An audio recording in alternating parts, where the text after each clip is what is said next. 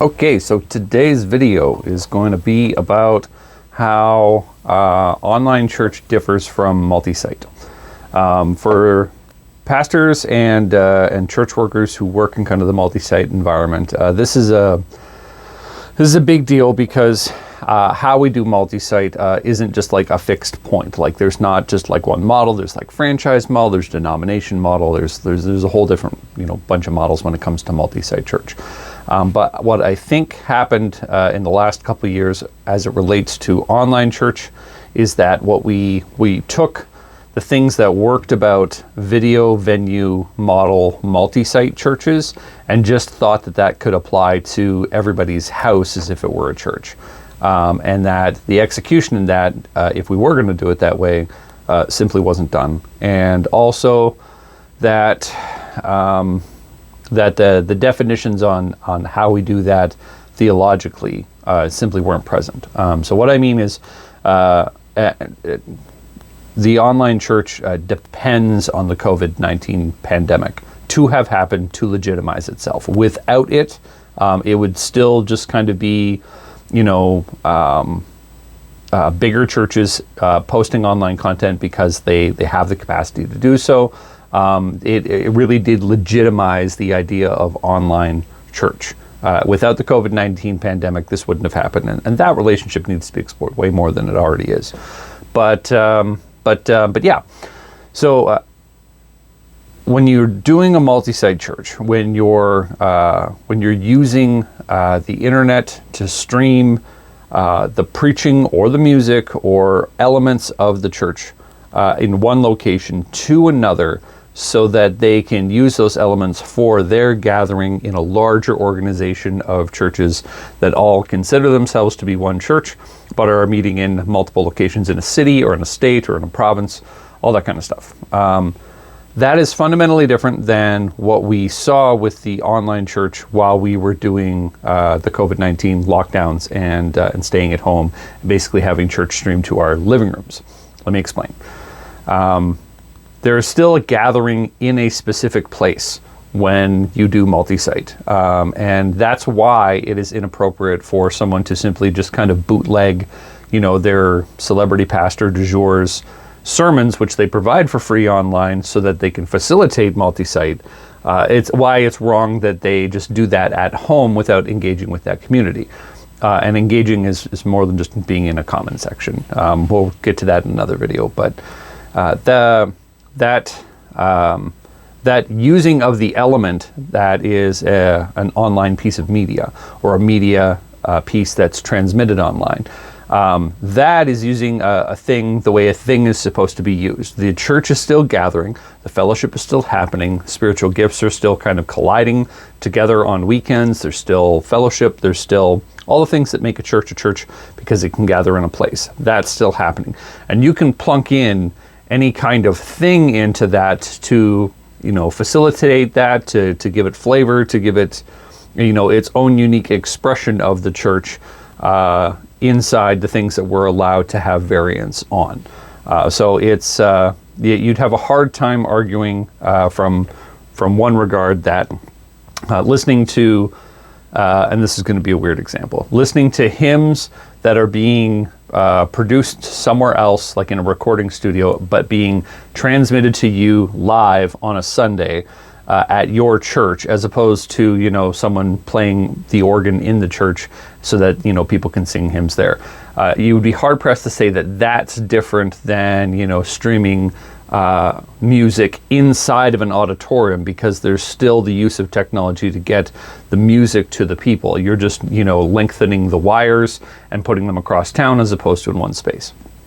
An electric guitar that has to go through a sound system is using the same kinds of connections that music across the internet has to use. They're just different configurations, different lengths, different capacities, different delays, all that kind of stuff.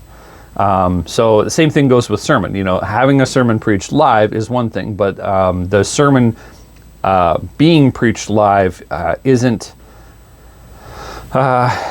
as necessary to the church as the church being the church is, I don't think. Like we're not given that there has to be a 45-minute or like a 37-minute, sermon that's exegetically preached, every Sunday, from the scriptures. We're just not given that from the scriptures when it comes to gathering weekly as a church. What we're given is that we must devote ourselves to prayer, that we must gather, and that there should be some order to the gathering, whatever it ends up being.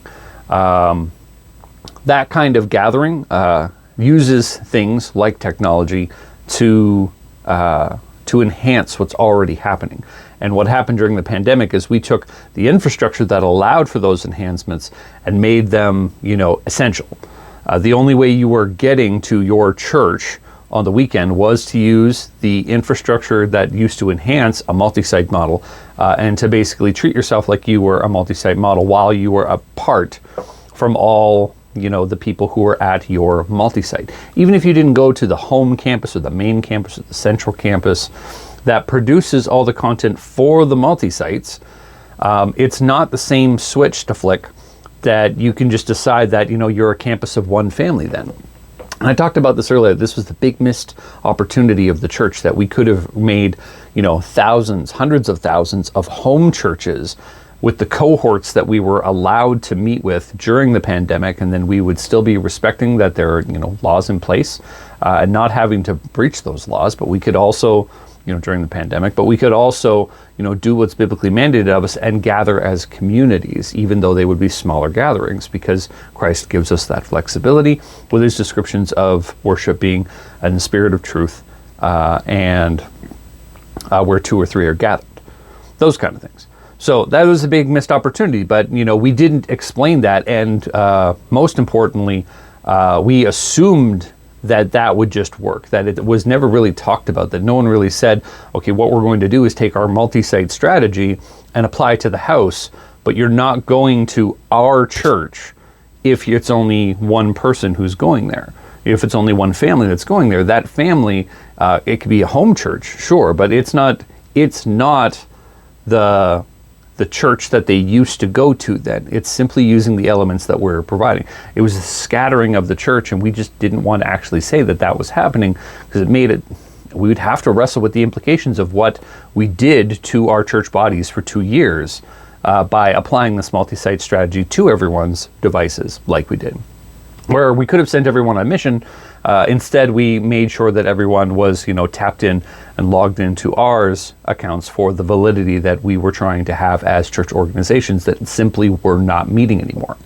And that's what I mean, when I say the COVID-19 pandemic, it's essential for the online church to exist, because it doesn't exist elsewhere. No one who can freely walk into a church body and have face-to-face fellowship with people and share meals and hug and all that kind of stuff, no one is going to have that and then look at what's provided by the online church and say, yeah, I want that over one that doesn't have problems in their life that are forcing them onto life. That the online church requires crisis in order to legitimize itself. And I think that's something that needs to get talked about and something that needs to get wrestled with, because it is not just a be-all, end-all solution, to, the need for a new model of evangelism or the need for, discipleship online and stuff like that. No, it requires crisis, either personal or global, or corporate. It requires crisis in order to legitimize itself. It can't operate without it, because without it, it's just the lesser of two offerings, and it sees it. But it requires that the person, even when there is stuff, even when there's normal church circumstances happening, it requires that the person has a personal crisis. You'll see that's what about you'll see this and how they argue for it after the fact. With people who are pro-online church, how they argue for it after the fact, they'll say, what about invalids? What about people who can't come in? Yeah, it requires that crisis in order to legitimize itself. What about people who have social anxiety and can't get to, big churches because they can't be involved, but they know that the preacher's, preaching well, and they want to be, they want to be a part of that church, but they have that social anxiety. Yeah, it requires that crisis. It's not the church dealing with these crises through the gospel, through the changing power of Christ. It's not the church being this kind of repository for broken people and making them whole in Christ. No, it requires them in order to legitimize itself, because the second they drop it, they're no longer engaging with the online church. The second an invalid can walk, they're coming to a real church. The second someone with social anxiety gets help with that and deals with it, they start coming to in-person church. This requirement of crises, this requirement of problem, it should have been one of the biggest red flags, because we took what used to be a requirement for evangelism, that we're simply going to for the logistics of evangelism, that we're simply going to take what we're doing in church and do it elsewhere and use technology to as a means to make these ends work. That's what multi-site used to be.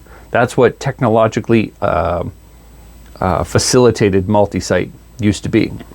And we took that during the pandemic and we applied it to everybody else so that their crisis could be the reason why they went to church. And I don't think that's right. I don't think that's how you should be doing church. I think that church should be a place where it's a Christian community coming together, not a Christian community essentially preying on these circumstances to give legitimacy to something that they want to do. I spoke about it in another video, and I think it really applies here. That we were really duped during the pandemic. That there were only two options: that there were go online, or don't meet. I guess it was go online or meet and risk getting arrested or sick, or meet and face the consequences. When really there was go online or don't go online, and then a third was face the consequences. And I think the season we were in warranted more of us not going online, as we witnessed by 50% of people disengaging from online church and not being able to go into in-person church, simply disengaging from church. I think that was us, having a season where we were exiled from our church for that reason. And that's where the home church should have just, seized that opportunity and used technology to facilitate that, as opposed to trying to facilitate, the mega church web of making sure everyone had a mega church in their living room instead of a home church in their living room. So just some thoughts today, bit of a longer video. I try to keep these kind of under 10 minutes. I think we're at like 12 now, so that kind of stuff. But yeah, like online is not multi-site. Those are different beasts, and they one requires the other in a way that the other does not require. Because you can do multi-site without online. You can do multi-site with completely, pre-recorded stuff, and I think it's still a faithful interpretation of church. But online requires the technology that multi-site uses in a healthy and I would say orthodox way to get churches to be churches. It uses that facilitation in order to legitimize itself through crisis. And that simply needs to be reckoned with at a deeper level than it has been. We'll talk to you guys later.